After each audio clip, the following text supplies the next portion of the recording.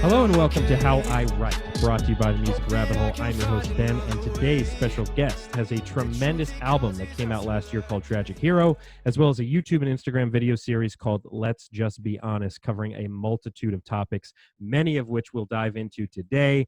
NiccoFeem, welcome to the show. It's good to have you on, man. No, it's good to be here, man. And that intro was fire. Thank you.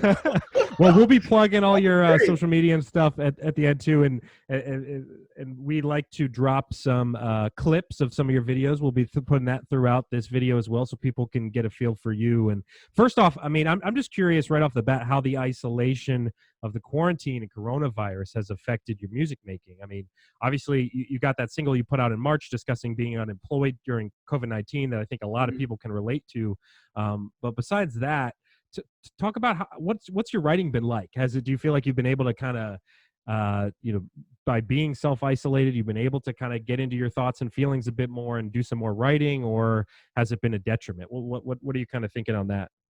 So I think it's been really up and down for me personally. I'll say recently, though, it's kind of been like a spark because I have been working on a project that was at first an EP, but because of the time and because I've been able to kind of really get in my zone, because I'm definitely an album writer. Like, I can make singles and stuff like that, but I always try to tell these really big, impactful narratives when I do albums. And that's really hard to do when you've got life kind of circling around you too. So it's been great for me towards the tail end of it. I'd say like the last 2 months or so. I'm working on an album now actually called PTSD that's going to be based off my life. All my albums are connected. So each one is like, think of them like the story following the previous album. So Tragic Hero was pretty much my life being destroyed or whatever. PTSD is the effects of someone whose life is destroyed, but then trying to rebuild a new one. Got it. And so with that being said, and because I'm so narratively driven with my work, the time in the quarantine has really been a blessing for me. It's been able to allow me to really hone in and focus on what I want to really do. So yeah, I feel like people are utilizing this time in many different ways. I mean, heck, I use this time to create this show, and I think with artists, I think it seems like people that are more kind of solo artists like yourself, it actually may work to advantage. Whereas a band where you've got all these different members and you're trying to coordinate and all that sort of thing, it's definitely got to be a little bit harder. Have you been, as far as like obtaining beats and things like that throughout this time? Have you been doing a lot of the production on your own? Have you been getting production from other folks? So funny thing about that, man. So the guy that produced my first album, Tragic Hero, he's always been my go-to guy. Like, he was the one that gave me a shot before anybody even gave any kind of shits about what I was doing. And he'll always have a place in my music just for that simple reason, right? But that's actually the one thing in this I don't have much of a problem with is getting instrumentals, because I guess people, I put out enough content to where people know what they're getting from me. And I think that that's helped me out a lot when it comes to instrumentals. Got it. Okay. But like on this next project, it started off really just being between two producers, but as I met more people, as I got out more, and then my content sort of spread a little bit, I've been able to incorporate other producers, which I'm happy for. Like, I want to be able to, like, I believe that collaborating across is really the way to go. A lot of people chase placements and trying to get this person to pay attention to them. And really, we have so much talent in our backyards, and it's like, use the people around you. And then, because at the end of the day, that's only going to expose you to them. They'll be exposed to you, and the people that follow them will be exposed to it as well. So instrumentally, I'm good. I'm good. And I like it. Especially in the DMV, man. There's a lot of talent. There's a lot of talent around here. Absolutely. And that was a lesson I had to learn this past year. I'm such a, me being a solo act kind of like spreads across in my life too. And I told myself I was going to get better at reaching out to people and understanding how I got to do everything on my own. And I learned that this past year. I was like, damn, there's a lot of really talented people here. And I'm glad I got a chance to meet a lot of them, and I'm excited to be more. Let's go back in time a bit to some of your early work, because actually I did some digging. I found a tape that you put out in 2013, I believe, called Grammatical Morphine. And I told you, man, I did some research. What were Right. the steps leading up to that album? Like, how long had you been making music at that point? Let's take it back a bit to kind of all the things leading up to that 2013 tape. What were your early experiences in music? When did you start kind of doing this thing?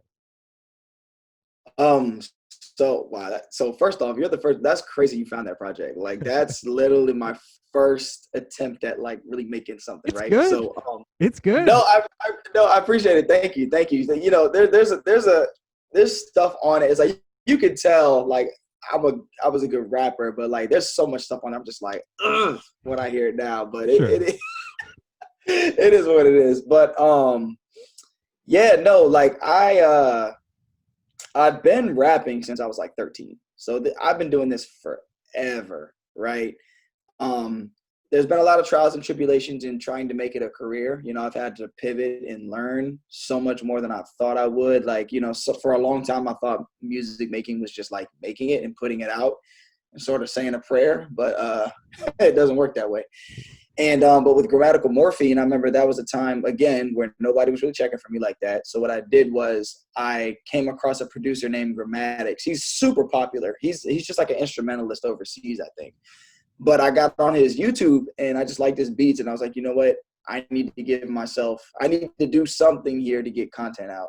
So I actually recorded that with the guy that produces all my stuff now. Funny thing is, his production style has changed a lot over the years. He used to make really trap heavy beats because he's in Atlanta, by the way. Okay. And that's where I made the album, was when I was living in Atlanta, and or that small EP. And his style didn't really fit me at that point in time, so I just used those beats because they were easy to access. And I put that out when I was in college, around, like you said, 2013. And you know, school got in the way, so I wasn't able to capitalize off momentum and things like that. But man, I've been at this for a long, long time.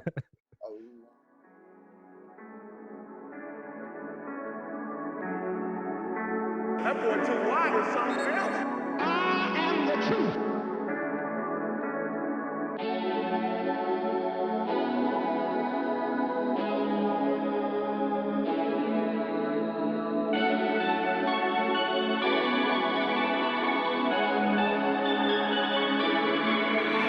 Okay, hope to God and pray that I'm okay. Hope that I can find another way. The truth, it causes us a lot of pain. I don't know what's the right or wrong thing. Hope to God and pray that I'm okay. Hope to God and pray I'm okay. I hope to God and pray that I'm okay. I don't know what's the right or wrong thing. Everything started with me in my room. I picked up a camera with nothing to do. Wrote a freestyle with my anger in mind. The thoughts of my past had me shackled in time. Stayed in the house with intentions of leaving. Had to explain why I couldn't achieve it. With emotion contained, I let my problems drive me into a rage. Bumping beats, I wasn't getting no praise. Posted horror stories all on my page. Get your life together, break out these chains. Tragic stories always end in mistakes.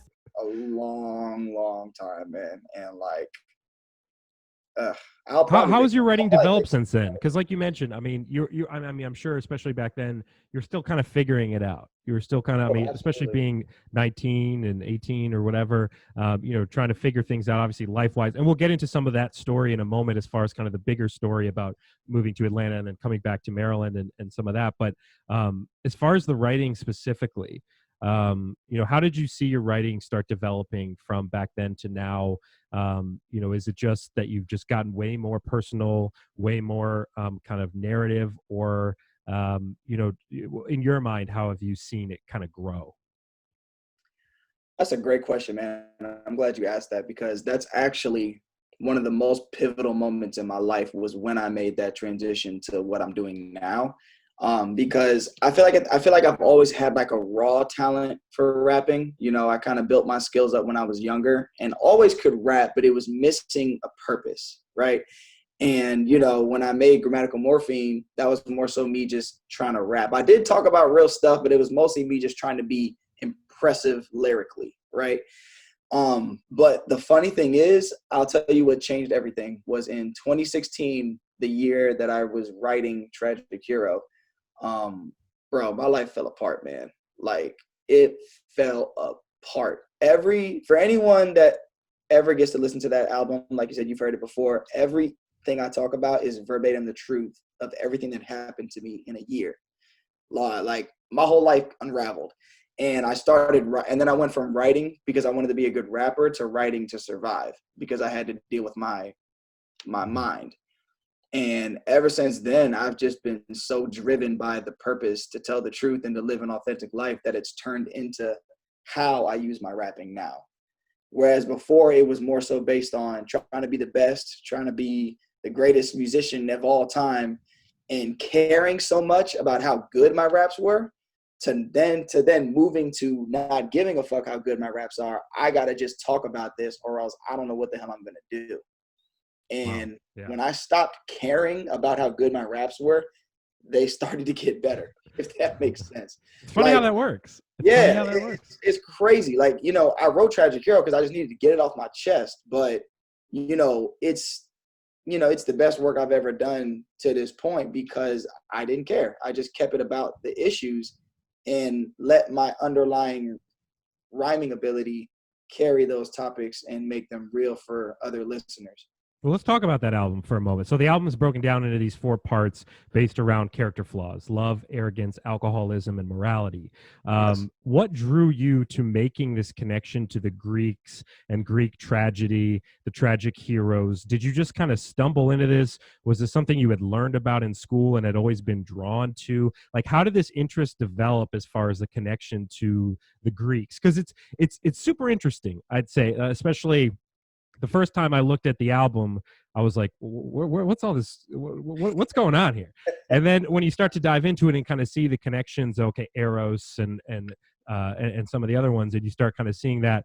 But so it was fascinating to me to kind of find out some of the backstory. So what drew you to the Greeks and to the kind of bringing that into this project? Oh, man.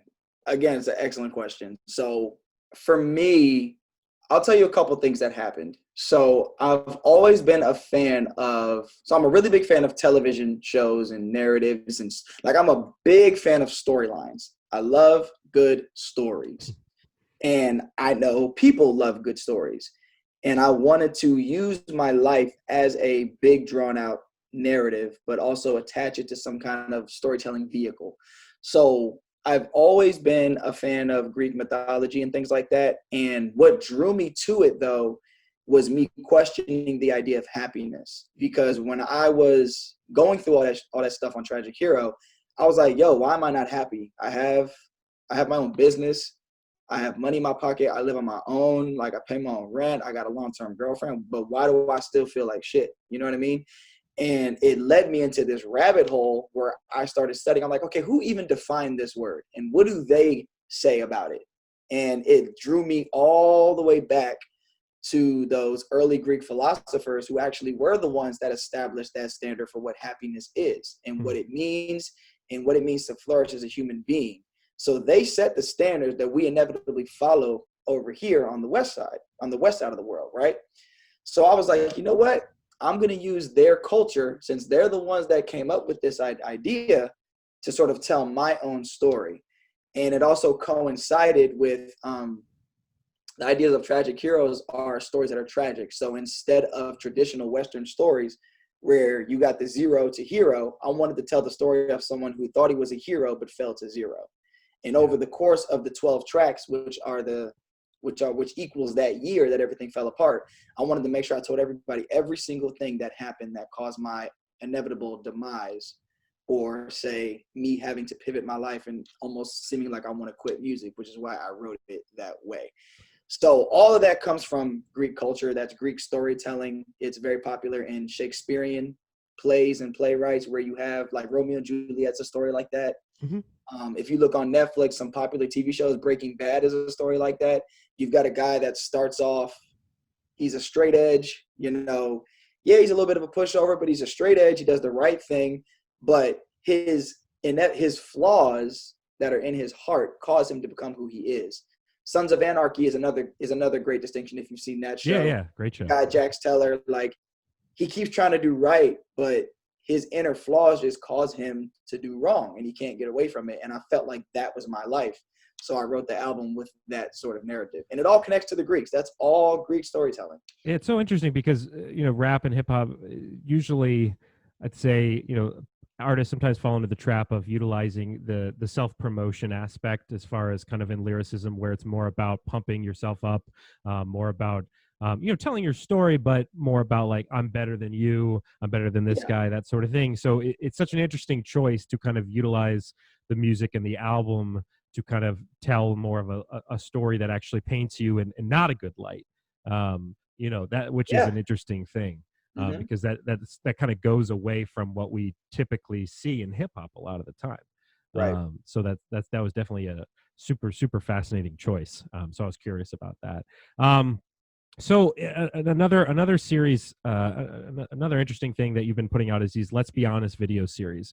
And this video series is filled with these short introspective raps paired along with journaling in the descriptions of the videos. I've gone through them all, and I think I was fascinated by those as well, because the journals, I mean, in the descriptions, and it's funny because a lot of people don't even look at the description box. So you could watch your video and somebody could not even see the descriptions, where you kind of it's kind of functions, as I said, like a journal in a way. Where did that series idea initially come from? Where does it fit into the timeline of Tragic Hero and kind of what you were going through and channeling that?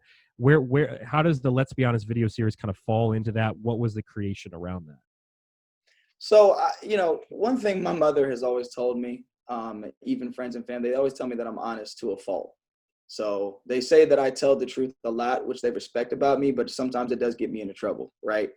So that's always been a part of me, even before I articulated it in my music. But the series in general just came from frustration. I remember I sort of felt guilty that I would get on social media and would never post anything, because I felt like my life wasn't worth posting about. And I felt like so a lot of social media is a highlight reel, right? People are guarded like crazy, and they post what they want to post and what they want people to see. And you could have somebody in a relationship, they're posting with their boyfriend or their girlfriend looking all lovey-dovey, like everything's fine. But the minute she posts that, or he posts that, they're arguing, and all kinds of real things that are happening aren't being showcased. And I think that that's irresponsible to me. So I told myself, I was like, you know what, Nick, if you're going to post online, post the truth. If you feel good, post that you feel good. If you feel bad, post that you feel bad, if you're going to use these channels, if that makes sense. So what I did one time, because this was also at a time where my studio sessions kept getting canceled, where I was recording Tragic Hero at. So I was super frustrated. Like, music is not just this cool thing I do. Like, I need it. You know what I mean? Like, it's how I express myself. It's the way that I've grown up expressing myself. And if I feel like I can't do it, then all hell goes loose in my head. So understanding that about the social media landscape, and then coupling that with the fact that I needed to rap, even if it was just something short, I literally, matter of fact, I might even have it here. Damn, I don't think I do. I got a GoPro, right? This little teeny GoPro. And I told I have my friend, Overdosed on Dope. His name's Bryce. He's a fashion designer. He's with me all the time. He's the one that shoots the videos for me. Got it. Not even a videographer, but he helps me out, And I literally said, man, can you just come over to my house today when we get out the gym and film me rapping this 16-bar verse? I don't care if it's not recorded. I don't care if it's edited. I don't care if it's mixed. I'm just going to be raw, real, right? So he comes over the house, and we literally set it up to where, like, I sit, I like walk into this room, the one right that I'm in right now, and he just recorded me rapping at 16, and it just developed into what it is now from that, because I saw the response of it, and I saw that people really liked the format of it, Yeah. And, it puts you in the room. It puts you in the room with you. Right. And the way it's shot is very personal. It's very, as you said, I mean, is it the greatest, cuts and things like that in the world? No, it's just kind of, but it's raw and it's real, I would say. And that definitely draws you in, and you feel like you're there, and you cover a variety of different topics, but always honest, as you said. That's the name of the series, man. Yeah. Not this shit again. Yo. Let's just be honest, black lives don't really matter. Seems the louder we yell, the more that I'm hearing laughter. These fucking cops get away with murder, still paid. When I leave the house knowing I could die every day. I'm a young black man in a country always judging, always telling me that I'll never amount to nothing. They do it through unemployment, murder, and revolution. Then try to say everything is fair in the Constitution. Take a look at the data, everything is a lie. I feel the death of a black person's been normalized. Even when it's on video, it ain't guaranteed. I think about George Floyd saying he can't breathe. Trayvon Martin shot down in the backyard. Ahmaud Arbery shot to death on a light jog. Eric Garner choked to death on the damn street. And every time I see that shit, I imagine it's me. It's 2020, what the fuck has been going on? I couldn't mention them all, the list is way too long. When I go in the world, I don't want you around me, cause I get terrified every time a cop is behind me. I pull over when I drive, take a breath and I sigh. Thank God every time the siren passes me by. I often question, should I even have any kids? I can't protect them from how this country actually is. I'm educated, articulate, from a good family, but to you just another nigga, I see it clearly. I don't know what to do about it, it's gotta stop. I'm so used to us dying by the hands of these cops. When I see it online, I don't even react. A part of me accepts death, my skin is black. I do the best that I can to change the narrative, but no one ever covers the good kid in the family. The media uses bad stories to paint a picture, feed stereotypes to make their brands bigger. They don't care for the consequences or equal justice. They continue an evil narrative, I don't trust them. Saw the clip of Amy Cooper, had me pissed, crying out from a black man who was innocent. Does it make sense now why Kaepernick took a knee? Why Marshawn Lynch sits for the Pledge of Allegiance? Why we protest for change even when it don't happen? Coronavirus, a real war is about to happen. Most times I focus on myself and the music. Problems like this require people to move different. That goes for everyone here, no matter skin color. If you don't love yourself first, how can you help a brother? Let's be real with ourselves for the sake of this life. We share a big piece of land, what's the point of a fight? Stepping outside my comfort zone to speak on a problem. I'll be damned if I see another me in a coffin. Keep playing with black lives and black rage. America, land of the free, home of the slaves.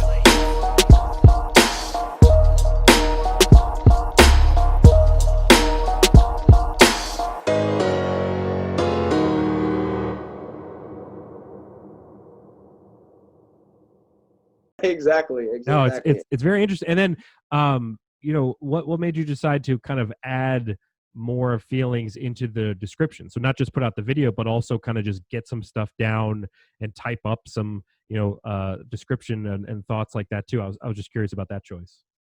That's a good question too. So, and I never really thought, I just kind of did it. I think more, okay, so I'll tell you this. So right now, I think that a lot of the function I'd like for those to have is I think that it helps put the rap into context. Yeah. So in the rap, I may say, I'm tired of this, I'm tired of that, blah, blah, blah, blah, blah, right? But in the description, I'll tell you what happened to lead up to me expressing myself in that way. And I think that that helps people connect with the videos more when they can read what happened to me to cause me to talk about it. Yeah, I think that's how it functions, and it's interesting because you don't always get that. And I think a lot of the time it's you can get some things from lyrics, but having some of that extra context really kind of again puts somebody inside the room with you. They're kind of understanding where you're coming from, and that's another, again, man, give you props. It was really neat to kind of go through those little journals as well. The show is called How I Write, so let's go into your songwriting process a little bit, the mechanics of it. Do you typically sit down and set aside writing sessions? Do you listen to the beat first and then come up with the words? Like, let's get a little nerdy here. How do you specifically approach songwriting? So it's very story driven. I'm always telling some kind of story somehow or describing some feeling I have. And a lot of times what I'll do is I look for instrumentals that are sort of the soundtrack of what's going on in my life. And a lot of times I'll go through something in life and know that I'm going to write about it at some point, but just haven't heard the beat that is going to be on it. Or I'll hear beats and I'm like, oh man, I know I'm going to use this one day, but the situation for me to write to it hasn't happened in my life yet. Like that happens all the time. And I usually just I try to keep it bare bones and straightforward. I don't want people to have to think too much when they listen to me. I always want you to like be able to like anytime you hear a song from me, I want it to feel like I'm right next to you talking to you. Yeah. If that makes sense. Like I want to feel like I want you to feel like I'm right there with you, describing whatever feeling I had or situation that I'm going through. And I try to structure my writing that way. Like I use really simple terms. I don't do any, well, sometimes I do, but I don't really do any kind of complex rhyme schemes or anything like that. Like I used to do that a lot, but now I'm more so like, okay, how can I translate this? How can I talk to this person and it just rhymes? It's very straightforward.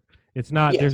it doesn't seem like it's, you're going on a lot of hidden messaging and things like that. It seems very just like, here's what's up. Here's kind of how I'm feeling. Here's the story about this. It's very, very kind of straightforward and honest, obviously. Have you over the years, have there been songs that maybe you wrote a while back and it just never was the right time, and then a couple years down the road suddenly you're kind of like, you know what, I think it's time to put out this song, or I've got suddenly I need one more track on this album, I don't really know what it is, and you pull that out. Like I'm always curious about the songs that don't initially get put out anywhere but then come back later on. Oh, wow. I haven't necessarily run across too much of that. I will say my closest comparison to that would be like even now as I'm writing PTSD, I feel like there's still one more song left. I don't know I feel like I know what it's about, but I haven't heard the beat and I haven't been able to kind of put it together. But I do feel like there may be some more in me that I haven't addressed yet. Like when I got finished writing Tragic Hero, I knew it. I was like, this is done. Like there's nothing else I need to touch on, And my recording process has always been, let's just keep documenting experiences and we'll figure out what the connecting themes of them all are later. So for Tragic Hero, I probably recorded about 15 to 20 songs and just picked the best 12 that I felt like were cohesive and really touched on everything I wanted to touch on. But those other songs probably never even got finished. Like, cause I'm the kind of guy, I got to feel it all the way through.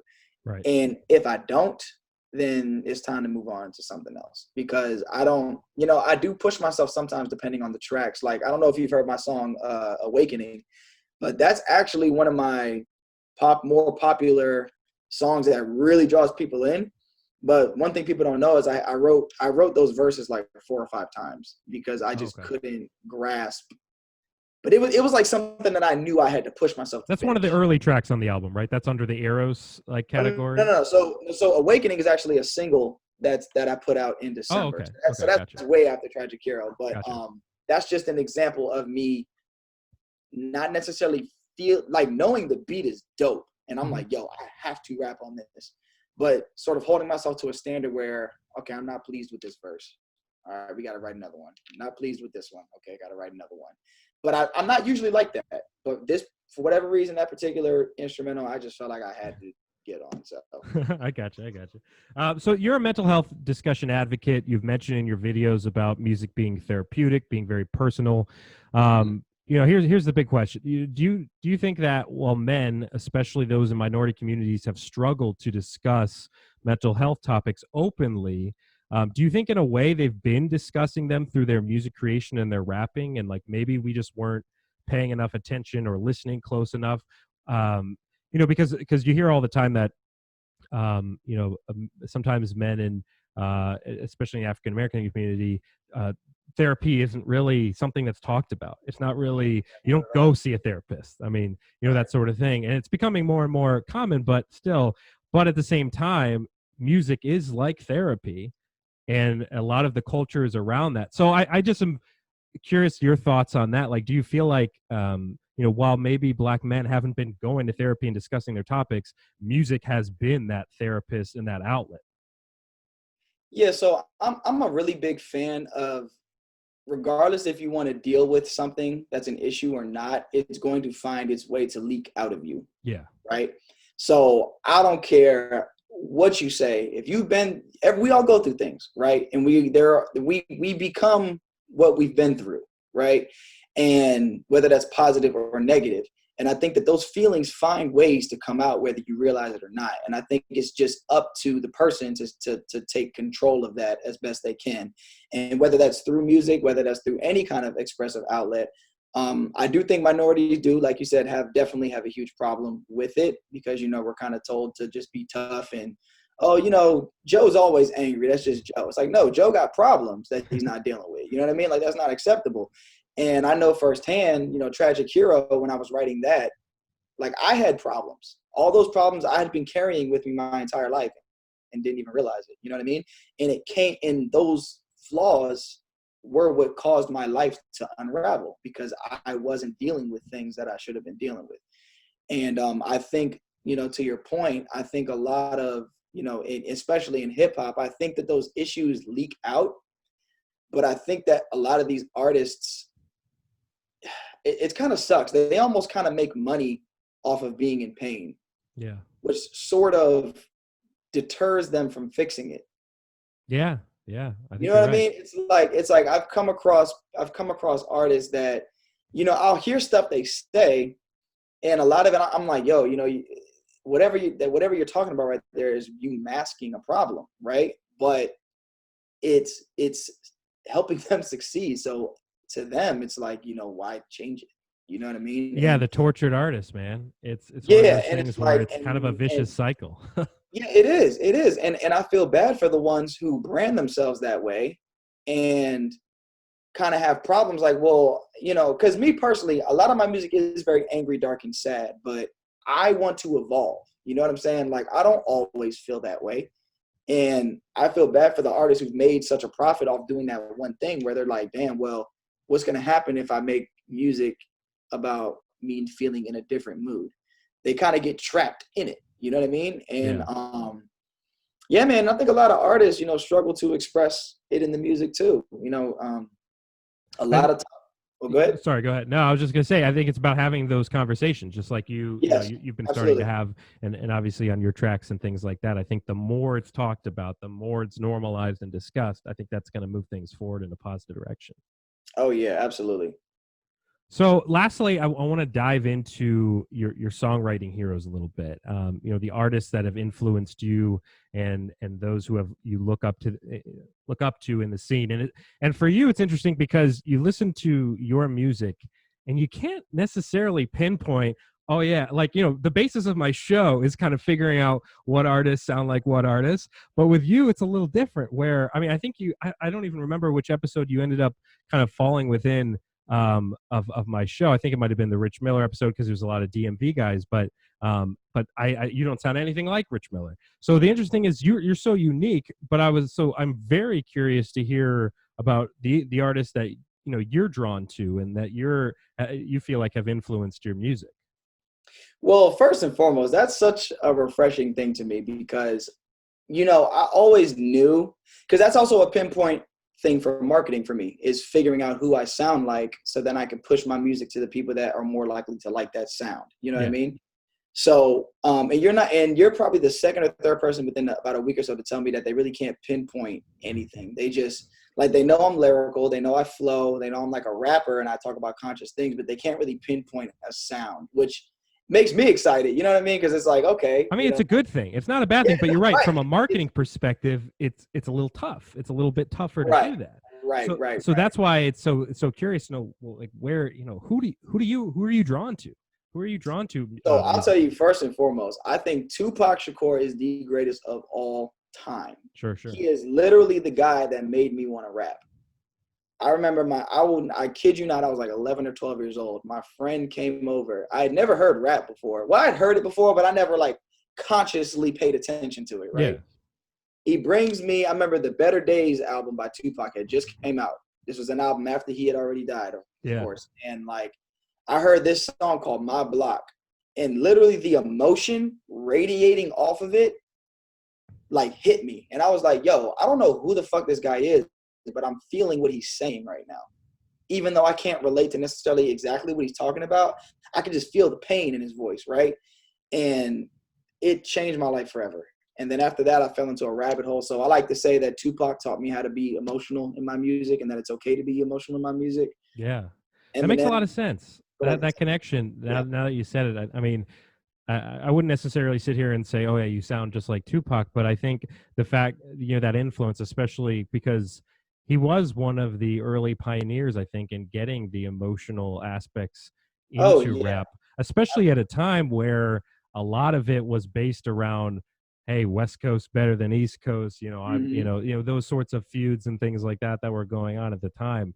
And Tupac kind of stood out for that. That's, I guess, another guy. I mean, just that popped into my head as far as like lyricism. I was like, maybe, maybe a little Kendrick in there too, a little Kendrick Mhm. Lamar, as far as, because he does tend to write some songs that are kind of going above and beyond as well with introspective lyrics. But yeah, man, I think you're very unique, and is why I was drawn to some of your music, because as you can imagine, as you know, in the hip hop world, there's so many artists. There are so Oh many. my God. There are What? kind of the wannabes. There's the real ones, and there's like the ones that the vets and things like that. And there are so many people trying to make music, and it's so, and this, it's so hard. It's so hard to establish a individual voice in the scene. Oh yeah, yeah, Um, absolutely. And that's the thing, man. And that's the struggle, is figuring out how to find the people that are gonna like you. You know what I mean? Because like they're out there. It's just cutting through the noise and just being able to get in front of them, because that's to this day, that's my biggest struggle.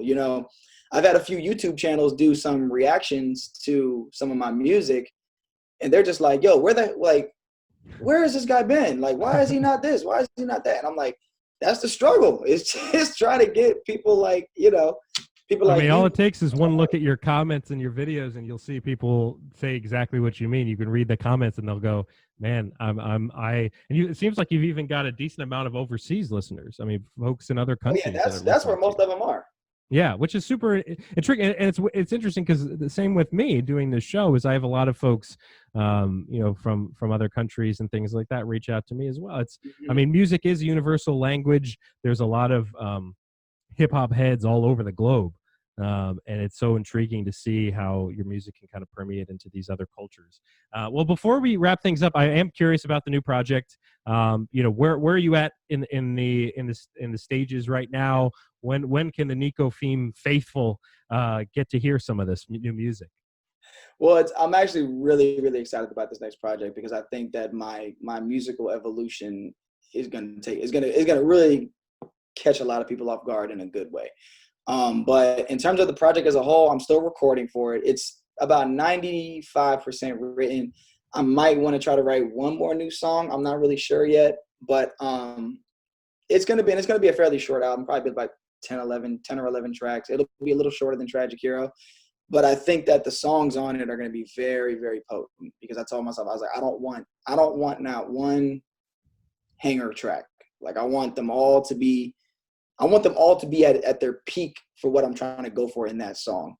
But yeah, it's pretty much about me. It's pretty much about when I got back to the DMV and pretty much had to start from scratch, like, and pretty much say, damn, that those 7 years you lived in Atlanta, where you were down there to try to do music, but you came back, working a bunch of corporate jobs and with 2 degrees you don't even care about. And that's really what you did when you were down there, and you didn't do much music at all. So it's about realizing that, and realizing that, damn, I have to really start from scratch on something that I've been doing forever, but I got to do it the right way. And there's a lot of effed up stuff I went through just internally to be the kind of person you're seeing right now. Like it took a lot. And that's why it's called post-traumatic stress disorder. It's about recovering from the worst year of your life, Yeah, I'm looking forward to that and album, what that man. It's and going to be what that great. looks like in terms of, like, jobs and relationships and all that stuff. Sure. I cover a lot of stuff. So No, it's going to be great. I'm looking, like I said, I'm really looking forward to that. I'm sure you guys at home that are watching this are going to be looking forward to that as well. There you have it, people. That is how NiccoFeem writes. You can stream his music, including his album Tragic Hero, on a multitude of platforms. You can catch him on YouTube, as well as his Instagram at NiccoFeem, and his website, niccofeem.com. I appreciate you coming on, man. I can't wait to hear more music. And, anytime, any artist from the DMV, we always got to rep it, because this scene is filled with some fantastic musicians, and you are right there at the top of the list. Let's just be honest. Thank you. I appreciate that. And thank you for having me, man. This was awesome, man. Let me know if I can ever do anything to help you in the future, What's man. going Oh, on in my for sure, head? for sure. She looking at me, but all I'm This- thinking is this was gibberish. dope. Thank you And I for can this- tell if I said something, she'd probably speak. But then my heart starts racing, these knees are getting weak. My homie knows.